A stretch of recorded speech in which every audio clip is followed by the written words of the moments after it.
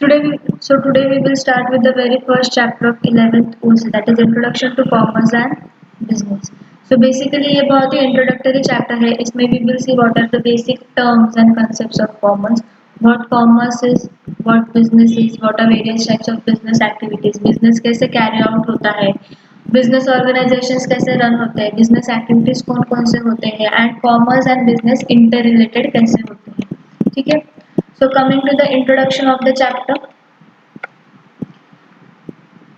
all human beings require different types of goods and services to satisfy their needs. So they keep themselves busy and do some activities throughout their life.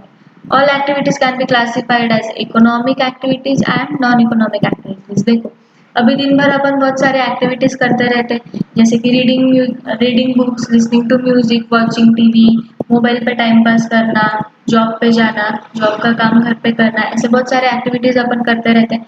But there are certain activities which are done to earn money or to earn livelihood. उन activities को कहते हैं non economic activities.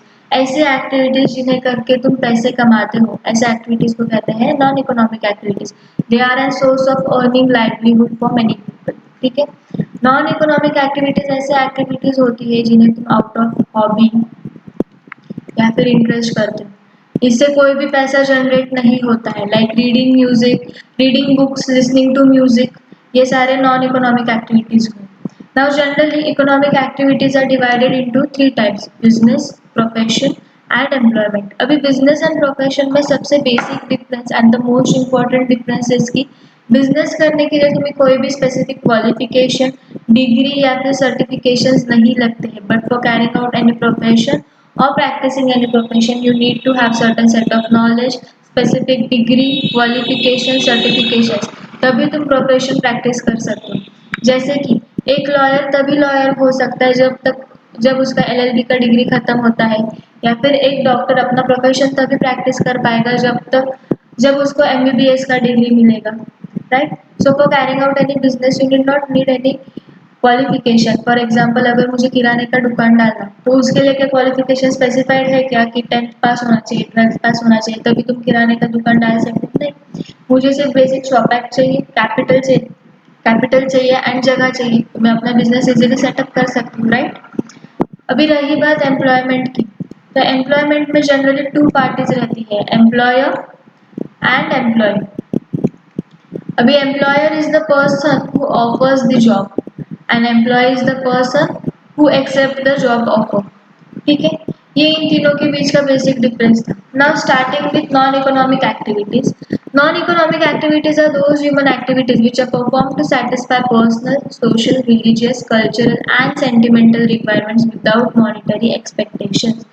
ऐसी activities जिनके return में तुमको पैसा नहीं मिलता है उसको कहते हैं नॉन इकोनॉमिक एक्टिविटीज. वहाँ से तुम कुछ अपना लाइवलीहुड जनरेट नहीं कर सकते, पैसा नहीं कमा सकते. For example reading books, serving people, cooking by mother etcetera. ठीक है. Now coming to economic activities, actions that involve production, distribution and consumption of goods and services at all levels within a society is called as economic activity. For example, worker working in a factory. ऐसे सारे activities जिनमें से तुम पैसा कमा सकते हो, पैसा जनरेट कर सकते हो या फिर लाइवलीहुड जनरेट कर सकते हो, उसको कहते हैं इकोनॉमिक एक्टिविटीज. दस economic activities facilitates earning livelihood. जीने के लिए पैसा तुम जहाँ से कमाते हो उन एक्टिविटीज को कहते हैं इकोनॉमिक एक्टिविटीज. सो इकोनॉमिक एक्टिविटीज में सबसे पहली एक्टिविटी है बिजनेस. अभी बिजनेस क्या होता है? Business represents organized effort by an individual or group of individuals.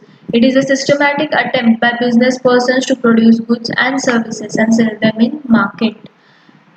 Business तुम तभी ग्रो कर पाओगे या फिर बिजनेस में तुम पैसा तभी कमा पाओगे जब तुम बिजनेस एक्टिविटीज एक सिस्टमैटिक वे में बनाते हो. Like we will take a very basic example. अगर मुझे आटा मैन्युफैक्चर करना है, व्हीट फ्लावर अगर मुझे मैन्युफैक्चर करना है, तो उसके लिए क्या सबसे पहले मेरे पास रॉ मटेरियल होना चाहिए. लाइक मेरे पास व्हीट होना चाहिए, उसके बाद मेरे पास मशीनरी होनी चाहिए, मेरे पास प्रॉपर प्लांट होना चाहिए, प्रॉपर मैन पावर होना चाहिए, वेयर हाउसिंग फैसिलिटीज होनी चाहिए. ये सारी चीज़ें जब सिस्टमैटिक वे में होगी तो ही मेरा एंड प्रोडक्ट अच्छे से बनेगा एंड तभी मैं जाके उसको सेल कर पाऊंगी. एंड सिस्टमैटिक वे में काम करना क्यों इम्पोर्टेंट है? जब तुम्हारा प्रोडक्ट अच्छे से कंज्यूमर के पास पहुंचेगा तभी तुम उसमें से प्रॉफिट कमा पाओगे। The main motive of business और a businessman is to always earn profit. It satisfy multiple and complex needs of society. अभी जैसे मैंने तुमको एग्जांपल दिया कि मुझे आटा मैन्युफैक्चर करना है, तो इस मैन्युफैक्चरिंग के प्रोसेस में या फिर जब तक ये आटा अल्टीमेट कंज्यूमर तक नहीं पहुंचना है तब तक बहुत सारे लोगों के नीड्स satisfy होते हैं। आई कंट्रीब्यूट डायरेक्टली और indirectly in satisfying multiple and complex needs of the society। Like मुझे रॉ मटेरियल चाहिए, मुझे वीट चाहिए, वीट कहाँ से मुझे मिलेगा? फार्मर के पास। ऑब्वियसली मुझे फार्मर के पास जाना पड़ेगा, उससे रॉ मटेरियल मतलब क्या, वीट लेना पड़ेगा। In return I will pay him money. उसके बाद वहां से मेरे प्लांट तक वीट लाने के लिए मुझे ट्रांसपोर्टेशन फैसिलिटी लगेगा, तो the person who will give me transportation facility, I will have to pay money to him. जब वो रॉ मटेरियल मेरे पास आएगा तो I will need labours to unload that raw material, labours को मैं पैसा दूंगी। Obviously, if I don't have my plant, I will have to purchase it. I will have to do construction on it. तो उस construction के process में या फिर प्लांट लेने के प्रोसेस में भी मैं जिससे प्लांट ले रही हूँ या फिर जो मुझे कंस्ट्रक्शन में हेल्प कर रहा है, जो लेबर सप्लाई कर रहा है, मुझे उसको पैसे पे करने हैं। मुझे मशीनरी चाहिए बीट को आटे में कन्वर्ट करने के लिए, तो मैं जिस बंदे से मशीनरी लूंगी मैं उसको पैसा दूंगी। जो वर्कर्स मेरे फैक्ट्री में काम करेंगे मुझे उनको पैसा देना है। वो होने के बाद मुझे पैकेजिंग के लिए वगैरह जो मटेरियल लगेगा, वो जो बंदा मुझे वो सारी चीज़ें सप्लाई करेगा पैकेजिंग के लिए वगैरह, उसको मुझे पैसा पे करना है। आई नीड वेयर हाउस, मतलब क्या, मुझे गोडाउन चाहिए वो आटा मैन्युफैक्चर करके स्टोर करने के लिए। Obviously if I manufacture in turns it will not be sold in turns in market immediately, so I will have to store it somewhere. तो स्टोरेज की जगह मुझे चाहिए, वहाँ के जिससे मैं स्टोरेज की जगह लूँ उसको मुझे पैसे पे करने हैं। वहाँ पे स्टोरेज जहाँ पे रहेगा आटे का या फिर जहाँ पे वेयर हाउस रहेगा, वहाँ पे जिन लोगों को मैं रखूँगी वेयर हाउस का क्लीनिंग वगैरह करने के लिए, उनको मुझे पैसे देने हैं। Again I need transportation facility from shifting the produce material from my godowns to the retailers और होलसेलर्स। जिस जो ट्रांसपोर्टेशन का सर्विस देगा again he will pay money, he will be paid money। तो इस सारे प्रोसीजर में right from taking raw materials until supplying the finished product to the consumer, you will have to pay money to each and every person। So directly and indirectly you need and you help in satisfying the complex needs of the society। ठीक है। अभी business में दो बहुत important चीजें होती, production and distribution. क्यों? क्योंकि जब तक मैं एक्चुअली गुड्स को प्रोड्यूस नहीं करूंगी वो कंज्यूमर के पास पहुंचने वाले क्या, ऑब्वियसली नहीं पहुंचेगी। एंड जब तक वो कंज्यूमर के पास नहीं पहुंचेगी मुझे पैसा मिलने वाला है क्या? नहीं। ठीक है। डिस्ट्रीब्यूशन क्यों? मैंने प्रोडक्शन तो करके रखा है, मैंने आटा मैन्युफैक्चर करके रखा, उसका प्रोडक्शन करके रखा, लेकिन जब तक मैं उसको मार्केट में डिस्ट्रीब्यूट नहीं करती तब तक मेरे पास कंज्यूमर्स आने वाले क्या? नहीं। जब तक कंज्यूमर्स खरीदेंगे क्या वो आटा? नहीं। तब तक मुझे पैसा मिलने वाला है क्या? नहीं। So in business, production and distribution plays a very important role। Production of goods actually means making of goods। It may be agricultural product or finished goods produced in factories। वही जो मैंने तुमको एग्जांपल दिया, wheat produce करना हो या फिर वो वीट में से आटा मैन्युफैक्चर करना हो, ये सारे क्या, ये सारी एक्टिविटीज किस में आती है? प्रोडक्शन में।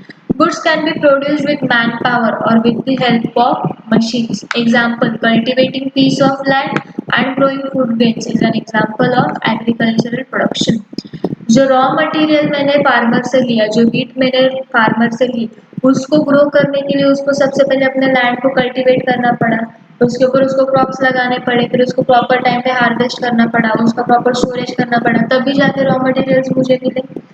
तब जाके मैंने अपने फैक्ट्री में आटा मैन्युफैक्चर किया मशीन का इस्तेमाल करके। Right. So growing crop was an example of using manpower, and converting that raw material into finished good into atta was an example of using machines। Right। However, converting oil seeds into edible oil with the help of manpower as well as machine power is an example of manufacturing of goods। Now coming next, distribution includes marketing of goods and services।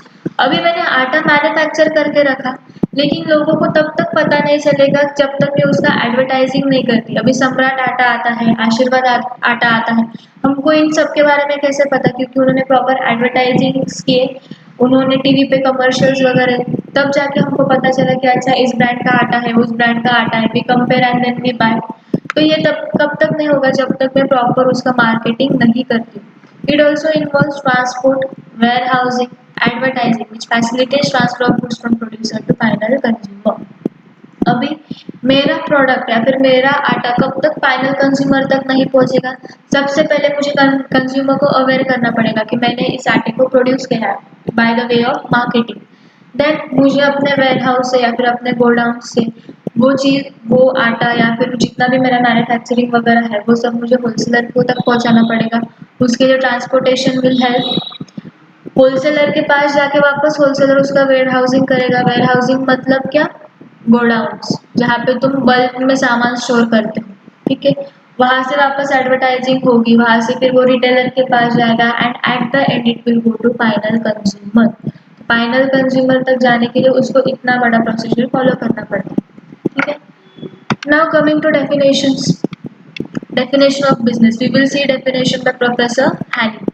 Business activities are all those human activities which are directed towards production and processing of wealth. मतलब क्या? Business क्या होता है? ऐसा human activities होता है जिससे तुम प्रोडक्शन करते हो एंड फिर उस प्रोडक्शन से तुम पैसा कमाते हो। मतलब क्या? मैंने आटा प्रोड्यूस किया, फिर मैंने उसको स्टोर किया, अल्टीमेट कंज्यूमर तक पहुंचा एंड फिर उससे मैंने वेल्थ जनरेट किया, ठीक है। So next, features of business. Now पहला फीचर है business is an economic activity. क्यों? क्योंकि उससे हम पैसा कमाते हैं। ऐसी कोई भी एक्टिविटी जिससे हम पैसा कमाते हैं उसको बोलते हैं economic activity. Business is an economic activity, it is undertaken to earn money और लाइवलीहुड। बिजनेस करके तुम पैसा कमाते हो, ठीक है। It is not because of love, affection, feelings, sentiments etcetera. जैसे कि मम्मी घर पे खाना बनाती है, she prepares it out of care. अगर उसने खाना नहीं बनाया तो वैसे भी हम लोग भूखे बैठने वाले हैं, तो उसके लिए she will have to cook food for us, but does she charge anything for preparing that food? No. But businessman का मेन मोटिव क्या होता है? प्रॉफिट कमाना या फिर मनी अर्न करना। तो ऐसी सारी एक्टिविटीज जिससे तुम पैसा कमाते हो उसको बोलते हैं इकोनॉमिक एक्टिविटीज या फिर बिजनेस। अभी बिजनेस में generally there are two parties, one is buyer, another is seller, ठीक है। Every business transaction involves an exchange. Minimum two parties are required for exchange, that is the seller and the buyer.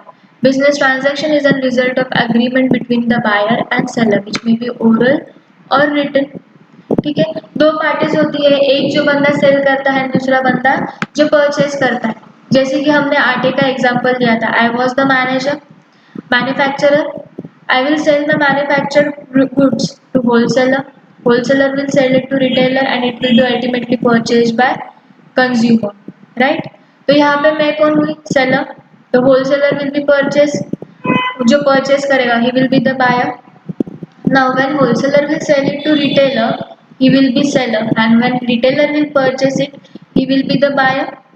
Again when retailer will sell it to consumer, he will be the seller and consumer will be the ultimate buyer, ठीक है। Now the next feature is profit motive. कोई भी business या फिर कोई भी बंदा business करता है प्रॉफिट कमाने के लिए। The basic purpose of business is to earn the profit from its activities. अभी मैंने आटा क्यों मैन्युफैक्चर किया? ऑब्वियसली मुझे उसमें से पैसे कमाने हैं, इसलिए मैंने आटा मैन्युफैक्चर किया। समाज सेवा करने के लिए या फिर किसी को दान करने के लिए तो मैंने नहीं मैन्युफैक्चर किया, right. So the basic purpose of business activities is to earn profit. Businessmen try to maximize profits either by increasing the volume of sales or by reducing its cost. ठीक है। मैं अपना प्रॉफिट दो तरीके से बढ़ा सकती हूँ। एक तो मेरा सेल्स वॉल्यूम बढ़ा के, मतलब अच्छा एडवर्टाइजमेंट करके, अच्छे ऑफर्स दे के मैं अपना सेल वॉल्यूम बढ़ा सकती हूँ, या फिर अपने प्रोडक्शन का कॉस्ट में रिड्यूस कर सकती हूँ। मतलब क्या? मैं डिस्काउंट्स दे सकती हूँ। जहाँ पे मुझे एक चीज़ मैन्युफैक्चर करने के लिए 10 रुपये लगते थे, वहीं पे मैं अपना कॉस्ट रिड्यूस करके उस चीज़ को मैन्युफैक्चर करूँगी 8 रुपीज़ में and then I will sell it for rupees 10।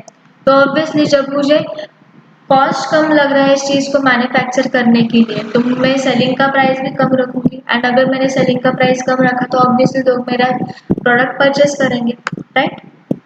It is the spine of business which keeps business going on in a long term.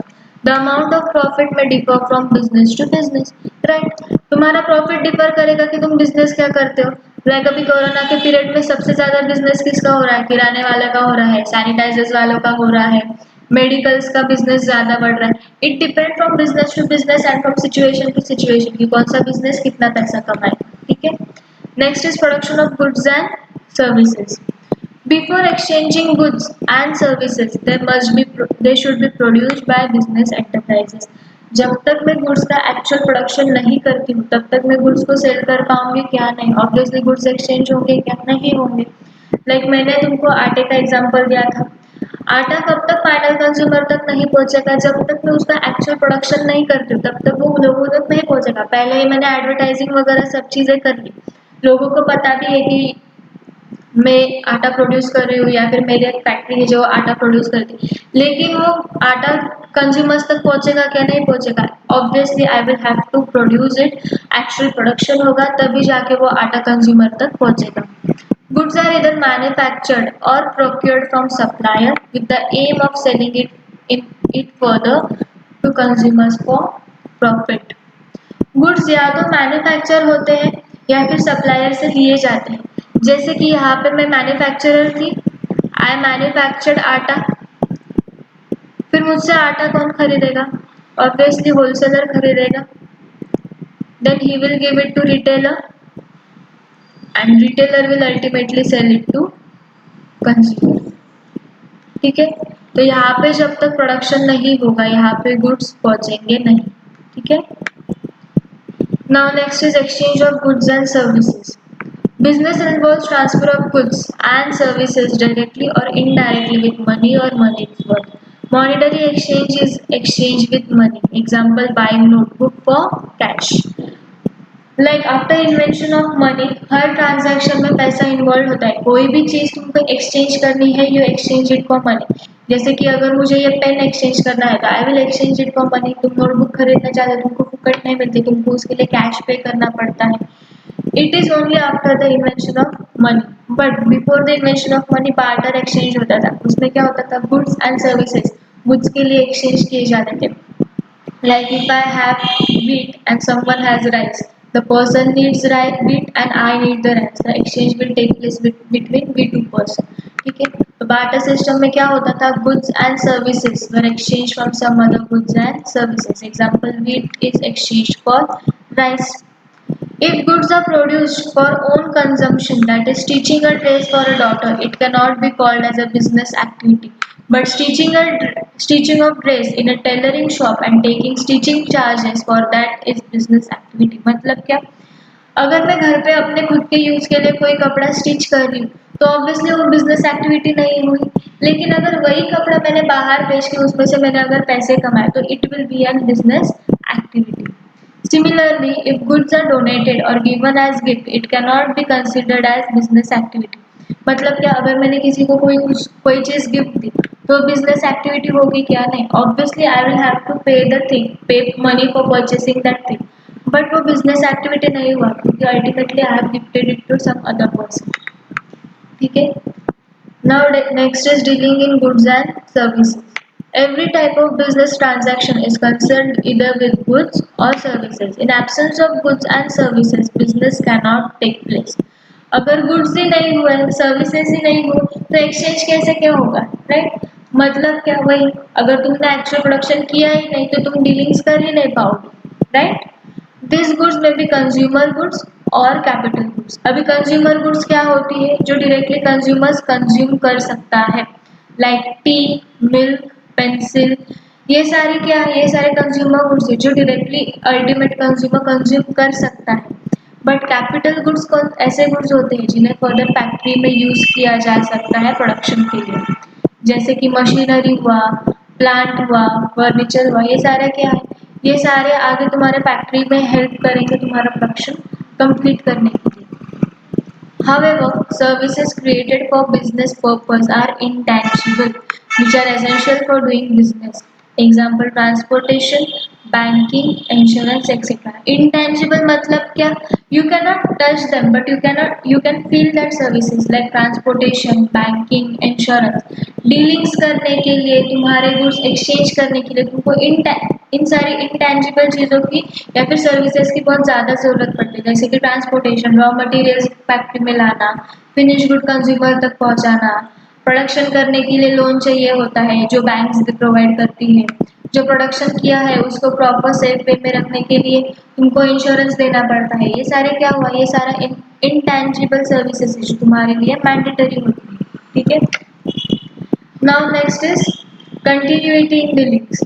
तुम्हारे डीलिंग्स कंटिन्यूअस होने चाहिए। एक सिंगल ट्रांजैक्शन को तुम बिजनेस नहीं कह सकते। Like if I have a car and if I sell my car, it can not be called as my business कि मैं बिजनेस करती हूँ कार सेलिंग का। But if I regularly purchase car from some other person and then sell it and then we sell it is called as business. ठीक है। Every business requires regularity in transactions. Transaction regular basis पे होनी चाहिए। जो तुम्हारा exchange है वो regular basis पे होना चाहिए। One single transaction does not constitute business. Example, if a person sells his own motor car and earns profit, then it will not be considered as business activity.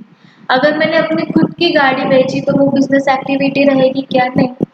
But if he is a car dealer and so he sells and purchases cars regularly, then it is considered as business activity. मैं अगर खुद की गाड़ी बेच रही हूँ तो वो बिजनेस एक्टिविटी नहीं हुई। But if I am a dealer, if I am regularly dealings in car, if I am regularly purchasing old cars and then reselling it, then it will be my business. Then I can call it as my business activity. ठीक है। Next is uncertain returns.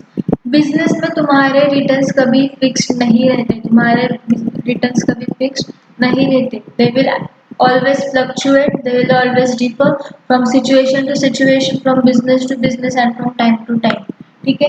In business returns are never predictable or guaranteed. Businessman may earn profit or suffer loss. Business में दो चीजें रहती है, या तो profit या तो लॉस। प्रॉफिट मुझे कब होगा? जब मेरे कॉस्ट के ऊपर मैं किसी चीज को सेल करूंगी तब मुझे प्रॉफिट होगा। मतलब कि अगर किसी चीज को मैन्युफैक्चर करने के लिए मुझे 10 रुपए लगे and if I sell it for ₹12, then my profit will be of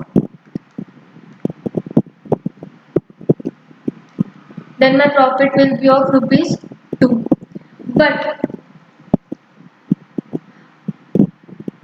अगर मैं किसी चीज को 10 रुपए में मैन्युफैक्चर कर रही हूँ एंड अगर उसको मैं 8 रुपीज में सेल कर रही हूँ तो it will be my loss. ठीक है। Element of risk. Risk is key element in every business which is concern with exposure to loss. हर बिजनेस में रिस्क रहती है और हर बिजनेस में लॉस रहता है। It is due to some unfavorable and undesirable event. Every business will have some or the other risk.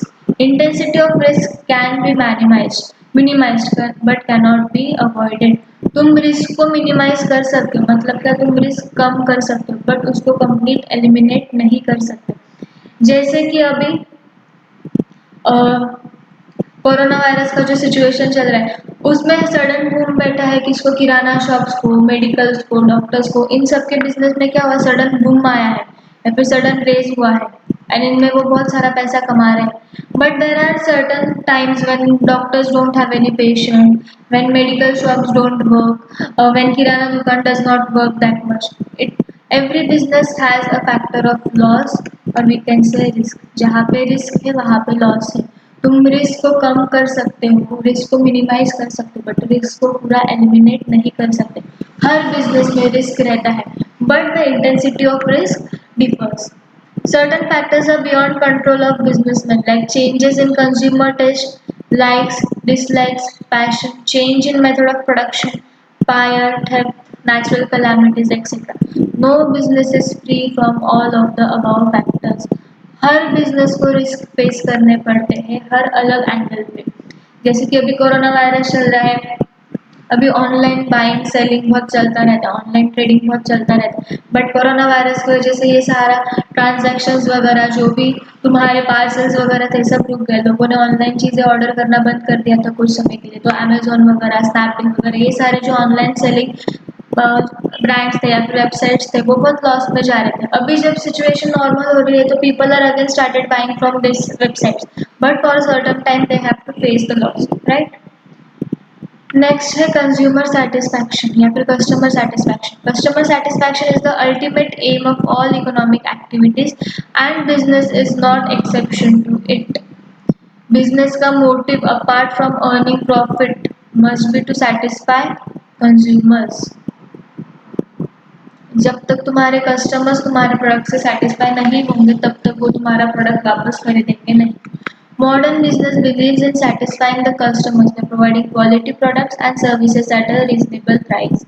The purpose of the business is to create and retain the members.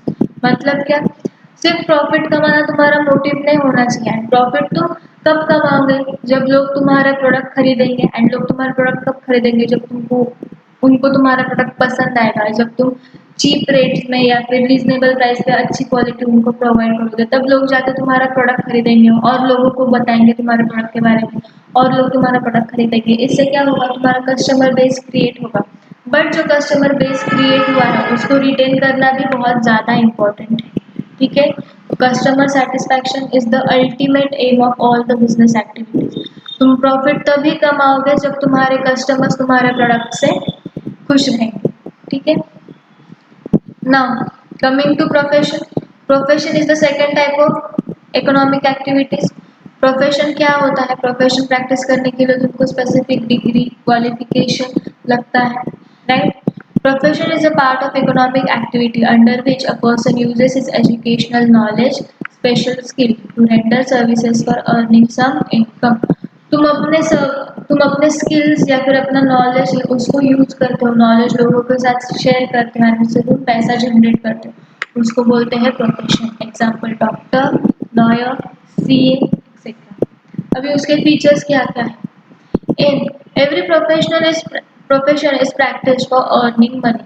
जैसे business पैसा कमाने के लिए होता है वैसे ही profession भी पैसा कमाने के लिए ही होता है। तुम डॉक्टर के पास जाओ, डॉक्टर तुमको फीस चार्ज करेगा। तुम सीए के पास जाओ, सीए कंसल्टेशन की फीस चार्ज करेगा। सीएस के पास जाओ, सीएस तुमको फीस चार्ज करेगा। इन शॉर्ट, तुम किसी भी प्रोफेशनल के पास जाओ, ultimately you will have to pay fees for the services which he renders to you. Also, they render services to their clients and solve their problems. वो services तुमको क्यों रेंडर करते हो, तुम्हारे पास क्लाइंट्स आते हैं प्रॉब्लम्स लेके, तुम उन प्रॉब्लम्स को सॉल्व करते हो, उसके ऊपर उनको कंसल्टेशंस देते हैं एंड उस कंसल्टेशन की तुम फीस चार्ज करते हो, ठीक है। जैसे डॉक्टर के पास अपन जाते हैं, डॉक्टर हर पेशेंट को अलग अलग फीस चार्ज करता है। क्यों ऐसे, इट डिपेंड्स अपॉन उसके पास कौन सा पेशेंट आ रहा है, कौन से पेशेंट को वो कितना टाइम डेडिकेट कर रहा है, कौन से बीमारी के ऊपर उसका ट्रीटमेंट चल रहा है या फिर कौन से चीज़ के लिए उसको कंसल्टेशन कर रहा है, उसके ऊपर उसके फीस डिपेंड करेंगे। And the fees will obviously change depending upon the patients, depending upon their problems and depending upon the time which he dedicates to them, right? Next है qualification. A profession can be practiced only after acquiring required qualification. तुम किसी भी profession को तभी practice कर पाओगे जब तुम्हारे पास उसका नॉलेज रहेगा। अगर मेरे पास नॉलेज है तो ही मैं तुमको पढ़ा पाऊंगी, अगर मेरे पास नॉलेज नहीं तो will I be able to teach you guys? Obviously no. वैसे ही डॉक्टर कब अपना प्रोफेशन प्रैक्टिस कर पाएगा, जब उसको उस चीज़ का नॉलेज है, जब उसके पास फॉर्मल ट्रेनिंग है, उसके पास सर्टिफिकेट्स है, डिग्री है, तभी जाके वो अपना प्रोफेशन प्रैक्टिस कर पाएगा। एक सीएस तुमको लॉ के बारे में बता गाइड कैसे कर पाएगा या फिर तुमको उसके बारे में कंसल्टेशन कब कर पाएगा, जब उसके पास लॉ का नॉलेज रहेगा। अगर उसको लॉ क्या है, लॉ कैसे होता है, लॉ के रूल्स एंड रेगुलेशंस क्या है, वही पता नहीं तो वो तुमको कैसे क्या गाइड करेगा, राइट। तो किसी भी प्रोफेशन को प्रैक्टिस करने के लिए तुम्हारे पास क्वालिफिकेशन होना जरूरी है। Each profession has a certain set of knowledge. This knowledge has to be required only by systematic and formal training. तुमको किसी भी प्रोफेशन को प्रैक्टिस करने से पहले उसके पीछे फॉर्मल ट्रेनिंग लेनी पड़ती है। Like if you want to be a CS you must be 10th pass 12th pass, then उसके बाद तुमको सीएस की एग्जाम देनी पड़ती है। तुम्हारे आईसीएस इंस्टीट्यूट में सीएस की जितनी भी एग्जाम्स बोली वो सारी एग्जाम्स तुमको क्लियर करनी पड़ती है। उसके बाद जाके इंस्टीट्यूट तुमको सर्टिफिकेट देगा, तुमको प्रैक्टिस करना पड़ता है किसी के अंडर, देन जाके तुम खुद वो प्रोफेशन प्रैक्टिस करने के लिए कैपेबल होते हो। बिना ट्रेनिंग के बिना एजुकेशन के, बिना नॉलेज के तुम किसी भी प्रोफेशन को प्रैक्टिस नहीं कर सकते। One cannot practice profession unless knowledge is acquired. जब तक तुम्हारे पास उस प्रोफेशन के रिलेटेड नॉलेज नहीं है तब तक तुम वो प्रोफेशन प्रैक्टिस नहीं कर पाओगे। ठीक है। The next is financial returns. अभी बिजनेस में तुमको फाइनेंशियल रिटर्न क्या होता है? प्रॉफिट रहता है। बट प्रोफेशन में तुम प्रॉफिट कैसे निकाल पाओगे? तुम प्रॉफिट कब निकाल पाते हो? मैंने तुमको बताया था, जब तुम्हारे पास एक्चुअल कॉस्ट होती है तो कॉस्ट के ऊपर तुम अपना प्रॉफिट डिटरमाइन कर सकते हो। बट जब प्रोफेशनल तुमको कंसल्टेशन देता है तो वो कंसल्टेशन के लिए प्रॉफिट कैसे निकालेगा? जैसे कि अभी मैं बात कर रही हूँ, अपने बात करने का कॉस्ट में कैसे निकाल सकती हूँ? I can only charge the fees depending upon the time which I dedicate in teaching, the time which I am speaking, उसके लिए मैं पैसा फीस चार्ज कर सकती हूँ ना। बट मैं प्रॉफिट कैसे क्या निकाल सकती हूँ? मैं अपने बोलने का कॉस्ट कैसे डिटरमाइन कर सकती हूँ, right? So professional get fees in exchange of their services. जो भी कंसल्टेशन तुमको मिलता है उसके रिटर्न में तुमको प्रोफेशनल को फीस पे करनी पड़ती है, not profit. Income received by professional is not fixed, right? हो सकता है ना सीए के पास जब रिटर्न फाइल करने का टाइम आता है तो बहुत सारे लोग आते हैं, बट जब नॉर्मल डेज होते हैं तब उसके पास काम कम रहता है। जब उसके पास ज़्यादा लोग आएंगे कंसल्टेशन के लिए तो he will earn more fees. जब उसके पास कम लोग आएंगे तो he will obviously earn less, right? Doctor अभी अभी देखो, डॉक्टर लोग बहुत पैसा कमा रहे कोरोना वायरस की वजह से। किसी ना कुछ ना कुछ होता है, डॉक्टर के पास जाता है, डॉक्टर को फीस पे करनी पड़ती है, डॉक्टर का अभी इनकम एकदम बूम पे है। बट ऐसा कुछ पीरियड आता है जब पेशेंट्स कम रहते हैं, डॉक्टर का इनकम कम रहता है। तो जो प्रोफेशनल रहता है उसका इनकम कभी फिक्स नहीं रहता है। It depends and it changes according to the situations which go around. ठीक है। Professionals can be employed in an organisation और सेल्फ एम्प्लॉयड। ठीक है। अगर तुमको कोई प्रोफेशन को प्रैक्टिस करना है तो सबसे पहले तुमको किसी के अंडर काम करना पड़ता है। Like if you want to be a CS and if you want to start your own organisation, उसके पहले तुमको फॉर्मल ट्रेनिंग लेनी पड़ती है किसी और बंदे के अंडर काम करके। जब तुम्हारे पास उतना एक्सपीरियंस आता है, जब तुम्हारे पास उतना नॉलेज आता है, then you are capable of starting your own organisation. ठीक है। सो प्रोफेशनल या तो किसी के अंडर काम कर सकते हैं या फिर खुद को एम्प्लॉय कर सकते हैं या फिर खुद का खुद स्टार्ट कर सकते हैं। ठीक है। A working chartered accountant gets salary but those who practice privately, that is self employed, get fees. अगर if I am a CS, if I work under some other person और if I work in some other institute, I will be paid salary for the work which I am doing. But अगर मैं खुद का कुछ start कर रही हूँ या फिर मैं खुद कंसल्टेशन स्टार्ट कर रही हूँ एज अ कंपनी सेक्रेटरी, तो आई विल गेट फीस, मैं खुद पैसा कमाऊंगी। ठीक है। तो इट डिपेंड्स कि अगर प्रोफेशनल किसी के अंडर काम कर रहा है तो उसको सैलरी मिलती है, लेकिन अगर वो सेल्फ एम्प्लॉयड है, वो खुद का प्रैक्टिस करता है प्राइवेटली, तो he get fees. Now next is capital. Profession can be practiced independently or professionals can work under someone. Independent practicing professional requires huge capital for setting his practice. Right? अगर मुझे CS बनना है, मैं किसी के under practice करूँ तो मुझे कैपिटल इन्वेस्टमेंट की ज़रूरत है क्या? मुझे पैसा इन्वेस्ट करने की ज़रूरत है क्या? नहीं। उल्टा मुझे रिटर्न में पैसा मिलेगा in form of salary. But अगर मुझे खुद का इंस्टीट्यूट स्टार्ट करना है, अगर मुझे खुद सीएस प्रैक्टिस करना है प्राइवेटली, तो आई विल नीड इन्वेस्टमेंट। मुझे जगह चाहिए, मुझे इंटीरियर करना पड़ेगा, मुझे सारा लैपटॉप वगैरह जितने भी सारी चीज़ें हैं वो सारी लानी पड़ेगी, मुझे इन्वेस्टमेंट करना पड़ेगा। ठीक है। तो डिपेंड कि प्रोफेशनल अगर किसी के अंडर काम कर रहा है तो he will get salary, he will not need to invest any capital, but if he has to practice separately or privately, he will has to invest huge capital. और दूसरा एग्जांपल डॉक्टर का, अगर doctor किसी के under काम कर रहा है, किसी हॉस्पिटल में काम कर रहा है, तो he will get salary for what he is doing. But अगर डॉक्टर को खुद का हॉस्पिटल सेटअप करना है तो उसके लिए उसको सीआरएस में पैसे इन्वेस्ट करना पड़ेगा, राइट? अभी registration and membership. Some professionals have a council which regulates activities of professional. These professionals have to register them with respective council and get certificate of practice. That is Bar Council of India for lawyers, ICSI for chartered accountants. मतलब कि अगर तुमको CA बनना है तो तुमको ICAI institute का certification लगेगा कि तुमने सारे एग्जाम्स क्लियर किए हैं, तुम्हारे पास प्रॉपर सर्टिफिकेट होगा तभी तुम सीए बन पाओगे। अगर तुमको सीएस बनना है तो तुमको आईसीएसआई इंस्टीट्यूट के प्रिस्क्राइब जितने भी एग्जाम्स है उन सबको क्लियर करना पड़ेगा, तुमको आर्टिकलशिप करनी पड़ेगी, देन तुमको सर्टिफिकेट मिलेगा कि अच्छा now you are eligible to practise CS as your profession. Indian Medical Association for Doctors. The code of conduct mentioned by their respective councils must be strictly followed by every professional. Every practicing professional has to acquire membership from the respective council. अगर मुझे कोई profession practice करना है तो सबसे पहले मेरा जो रिस्पेक्टिव काउंसिल होगा या फिर मेरे प्रोफेशन से रिलेटेड जो काउंसिल होगा मुझे उससे मेंबरशिप लेना पड़ेगा, मुझे वहाँ पे मेंबर बनना पड़ेगा, सारे एग्जाम्स क्लियर करने पड़ेंगे, सर्टिफिकेशन मिलेगा मुझे, एंड तब जाके मैं वो प्रोफेशन प्रैक्टिस कर पाऊँगी. राइट. जैसे कि मैंने तुमको बोला था सीए के लिए आईसीएआई इंस्टीट्यूट है, सीएस के लिए आईसीएसआई इंस्टीट्यूट है. राइट. अभी नेक्स्ट है नॉन ट्रांसफरेबिलिटी. प्रोफेशन तुम ट्रांसफर नहीं कर सकते. लाइक अगर मैं सीएस हूँ and if I want to go at some other place, I can appoint another CS on my place, but I cannot appoint my family members as a CS on my place. जिनके पास CS की degree ही नहीं है वो कैसे के profession practice कर पाएंगे. Right. To practise any profession you need specific degree qualification set of knowledge. अगर मेरे फैमिली मेंबर्स के पास नॉलेज ही नहीं है उस चीज़ का, उनको पता ही नहीं कि वो चीज़ें क्या है, वो कैसे क्या प्रैक्टिस कर पाएंगे, या फिर मेरे जगह पे वो कैसे क्या काम कर पाएंगे. राइट.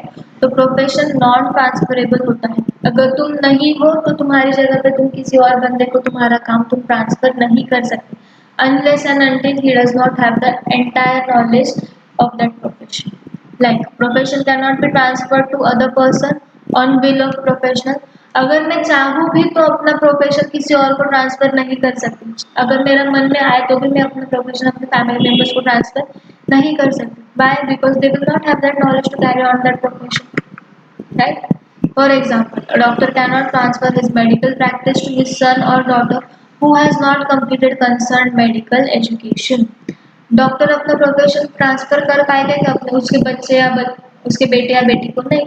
जब तक उनके पास वो डिग्री नहीं होगी, जब तक उनका एमबीबीएस नहीं हुआ होगा, जब तक उनके पास प्रॉपर नॉलेज ट्रेनिंग वगैरह नहीं होगी, तब तक वो अपना प्रोफेशन ट्रांसफर नहीं कर सकता.